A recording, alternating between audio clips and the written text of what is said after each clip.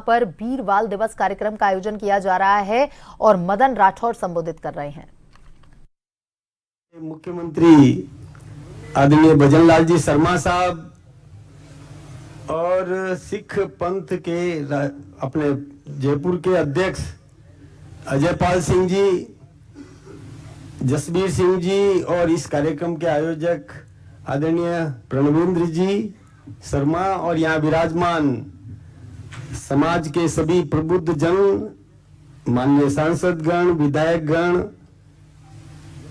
जन प्रतिनिधि गण, कार्यकर्ता बंधुओं। वैसे अभी बहन मंजीत कौर ने जो वक्तव्य दिया रोंगटे खड़े करने वाला था और गला भी रुक जाता है जब ये सब अपन सुनते हैं। हम सब जानते हैं कि गुरु नानक देव ने सिख पंथ जब प्रारंभ किया तो समाज में एक आह्वान किया और समाज में इस प्रकार का आह्वान किया कि प्रत्येक व्यक्ति, प्रत्येक परिवार अपने परिवार के सबसे बड़े लड़के को और सिख बनाएगा। और वहां ये परंपरा चली जोरदार, ये आह्वान गुरु का सबने माना और हर परिवार, चाहे वो किसी भी पंथ का हो, किसी भी संप्रदाय का हो, किसी भी जाति का हो, उन सब ने अपना सबसे बड़ा बेटा, जो पहला बेटा होता है, उसको सिख धर्म, सिख पंथ अपनाने के लिए तैयार किया और ये परंपरा चलती थी। खूब लंबे समय तक ये परंपरा चली। तो ये पूरा समाज हमारा अपना है, हम सब एक हैं। ये हम सबको इसमें विशेष रूप से ध्यान रखने की जरूरत है कि आज जानते हैं कि किस प्रकार से और मुगलों ने इस्लाम धर्म कबूलवाने के लिए और उन सबको मतलब तंग किया, परेशान किया। ये परेशान करने की पराकाष्ठा थी। आप ये जो सारा दृश्य देखेंगे यहाँ पर, ये जितनी भी प्रदर्शनी लगाई गई है, इस प्रदर्शनी का जब अवलोकन करेंगे तो इसमें कई ऐसे दृश्य भी हैं कि जिनमें कोल्लू में पिलवाया जाता है कि जो जैसे गन्ने का रस निकालते हैं, दो पार्टों के बीच में उसके बीच में व्यक्ति को डाल देते हैं, खून निकल रहा है। ऐसा भी यहाँ पर एक प्रदर्शनी में लगाया गया है। ये सत्य बात है।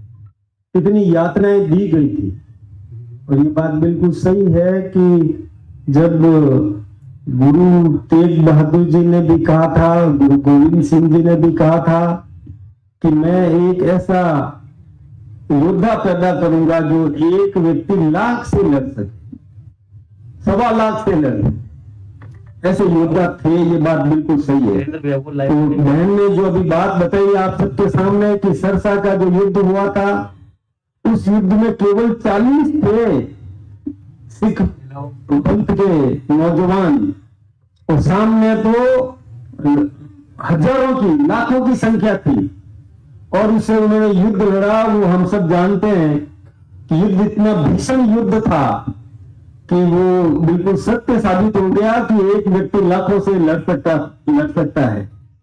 और वहां पर गुरु गोविंद सिंह जी के बेटे अजीत सिंह जी और गुंजार सिंह जी की वहां कुर्बानी हुई, वहां बलिदान हुआ, तो वहां परिवार बिछड़ गया। ये बात बिल्कुल सही है। और दादी थी गुजरा मां, उनके साथ में यानी उन बच्चों की दादी गोविंद सिंह जी की माता जी, वो 2 बच्चे जोरावर सिंह और फतेह सिंह जी को लेकर के और वो अलग से गई, लेकिन वहां उनके साथ में भी धोखा हुआ। ये सब बताया कि गंगू ने किस प्रकार से धोखा दिया, लालच में आ गया और वो बता दिया कि वो कहां पर है, और जहां बता दिया तो फिर वो और उसको लेने के लिए मुगल आए, फिर बच्चों को लेकर के गए। लेकिन उनका स्वाभिमान देखिए, एक यहाँ प्रदर्शनी है, मैंने देखी कि जब वो मुगल दरबार में पेश हुए तो मुगल दरबार का जो दरवाजा था वो छोटी वाली खिड़की खोली हुई थी, पूरा दरवाजा खुला हुआ नहीं था। लेकिन वो इतने स्वाभिमानी थे कि पहले पैर अंदर डाला ताकि सिर झुके नहीं, इस बात का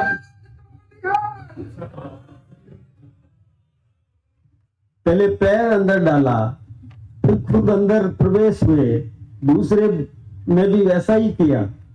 तो वहां पर अपने उसमें मस्त उन लोगों ने जब कहा कि तुम्हें पता नहीं कि पहले झुकना पड़ता है, तो उन्होंने कहा था कि हम किसके सामने झुकेंगे, केवल एक के सामने झुकेंगे और किसी के सामने नहीं झुकेंगे। और उसके बाद जब उनको यातनाएं दी, उनको खूब प्रताड़ित किया, परेशान किया और ठंडे इलाके में उनको रखा। और ये भी हम सब जानते हैं कि मतलब सर्दी में भी उनको परेशान किया, उसके बाद वो आग से जलाया गया। ये बात भी बिल्कुल सही है, हम सब ने तो बहुत पहले से भी बचपन में भी ये सब सीखा है, हम सबको ये बताया गया था, हम भी गीत गाते हैं, कहीं पर्वत झुके भी हैं, कहीं दरिया रुके भी हैं, नहीं रुकती रवानी है, नहीं झुकती जवानी है। और ये गीत हम बचपन से गाते हैं।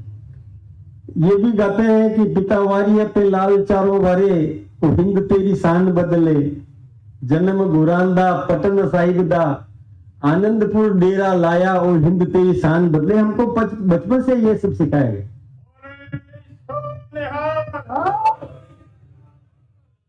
और ये बात भी सही है कि जब उनको जिंदा दीवार में चुनवा दिया गया और वो बहन ने बहुत मार्मिक तरीके से बताया अपन सबके सामने, वास्तव में उस समय तो रोंगटे खड़े हो जाते।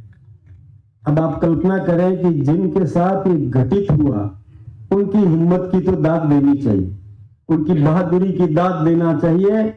और आदरणीय नरेंद्र भाई मोदी जी जो देश के प्रधानमंत्री बने और बनने के बाद उन्होंने ये महसूस किया कि इनकी शहादत को, जो इन्होंने देश के लिए, स्वधर्म के लिए, अपने राष्ट्र के लिए और गुरु दशमेश के लिए जो इन्होंने बलिदान दिया, वो चिरस्मरणीय होना चाहिए। और चिरस्मरणीय होने के लिए पहले तो आपको पता है कि बाल दिवस कब मनाया जाता था, जब नेहरू जी का जन्मदिन था। लेकिन इन्होंने परिवर्तन किया, इन्होंने कहा वीर बाल दिवस हम इस दिन मनाएंगे जिस दिन गुरु गोविंद सिंह के और इन बच्चों की जो शहादत हुई, हम उस दिन मनाएंगे। ये यातना याद रखने की जरूरत है, ये हम सबको जागृत रहने की जरूरत है, हम सबको ये समाज को बताने की जरूरत है कि किस प्रकार से हमारे बच्चों के साथ में, हमारे भाइयों के साथ में, हमारे पूर्वजों के साथ में इन्होंने किस प्रकार का बर्बर व्यवहार किया था। और आज वही हो रहा है बांग्लादेश में। आप सबको पता है, आप सब जानते हैं कि बांग्लादेश में आज क्या हो रहा है। आज बांग्लादेश में हमारे भाइयों के साथ इस प्रकार का व्यवहार हो रहा है। हम सबको जागरूक रहने की जरूरत है, हम सबको संगठित रहने की जरूरत है, एक रहने की जरूरत है, पूरे समाज को एक सूत्र में बांधने की जरूरत है, फिरका परिस्थिति को समाप्त करने की जरूरत है। हम सब एक रह करके समाज